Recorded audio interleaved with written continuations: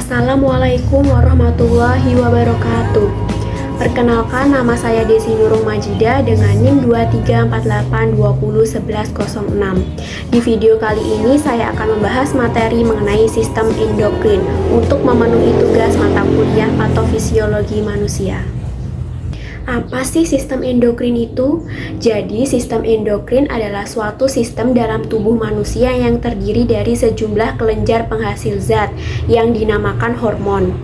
Nah, kelenjar ini dinamakan endokrin karena tidak memiliki saluran keluar untuk zat yang dihasilkannya.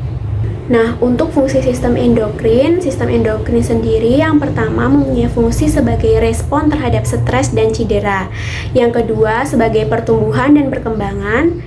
Yang ketiga sebagai reproduksi. Dan yang keempat adalah sebagai metabolisme energi yang bekerja yaitu hormon tiroid dan hormon pankreas. Yang kelima yaitu metabolisme cairan dan elektrolit melalui ADH, hormon aldosteron, dan paratiroid. Dan yang keempat yaitu sebagai respon kekebalan tubuh. Jadi sistem endokrin itu dihasilkan oleh kelenjar yang menyintesis dan menyekresikan zat-zat kimia yang disebut hormon.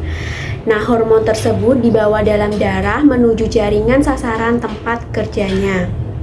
Hormon itu terdiri dari dua.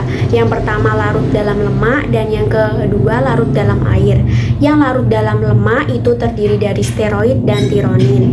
Nah, steroid itu terdiri dari hormon kortisol, aldosteron, gonad, dan kolekalsiferol. Untuk hormon tironin terdiri dari tiroksin dan triiodotironin. Yang kedua yaitu yang larut dalam air yaitu polipeptida dan katekolamin. Nah, polipeptida itu terdiri dari hormon pelepas hipotalamus, hormon tropik hipofisis, paratiroid, kalsitonin, insulin, dan glukagon. Katekolamin terdiri epinefrin dan norepinefrin. Nah, hormon tersendiri juga mempunyai karakteristiknya. Karakteristik hormon yang pertama yaitu diekskresikan dalam jumlah kecil. Yang kedua yaitu pelepasan pulsatil dalam irama sirkadian yang harus dipertimbangkan dalam menginterpretasikan kadar serum.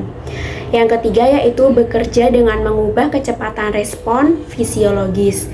Dan yang keempat yaitu sebagian besar hormon itu dinonaktifkan dalam hati dan diekskresikan dalam urin.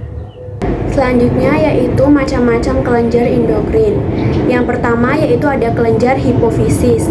Nah, kelenjar hipofisis ini melekat di bagian dasar hipotalamus. Yang kedua yaitu kelenjar tiroid yang terletak di bawah laring. Yang ketiga kelenjar paratiroid yang terletak di belakang tiroid. Yang keempat yaitu adrenal terletak di kutub atas ginjal. Yang kelima yaitu kelenjar pankreas yang terletak di bawah lambung. Yang keenam kelenjar gonad. Untuk wanita yaitu ovarium terletak di bawah perut, dan untuk pria yaitu testis di dalam skrotum. Yang ketujuh adalah timus di bagian posterior toraks di atas jantung. Nah, kemudian yaitu ada penyakit sistem endokrin. Nah, penyakit sistem endokrin itu terdiri dari 3 jenis. Yang pertama yaitu defisiensi hormon atau juga disebut dengan kekurangan hormon. Nah, defisiensi hormon itu dapat disebabkan oleh infeksi, infraks, dan kematian jaringan, tumor, bedah pengangkatan, penyakit autoimun, defisiensi dalam makanan, dan herediter. Contoh penyakitnya yaitu hipotiroid. Nah, ketika kelenjar tiroid tidak menghasilkan cukup hormon tiroid, maka seseorang yang menderita penyakit tersebut bisa mengalami penyakit hipotiroid di mana kelenjar tiroid bekerja kurang aktif.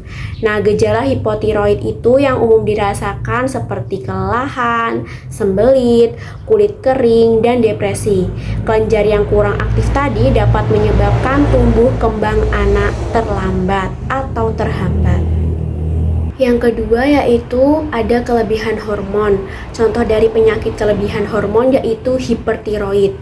Nah, ketika terjadi penyakit hipertiroid, kelenjar tiroid itu menghasilkan terlalu banyak hormon tiroid yang bisa menyebabkan penyakit hipertiroid tadi, atau kelenjar tiroid ini terlalu aktif. Nah, untuk gejala penyakit hipertiroid itu ditandai dengan adanya penurunan berat badan, detak jantung yang cepat, berkeringat, dan mudah gugup.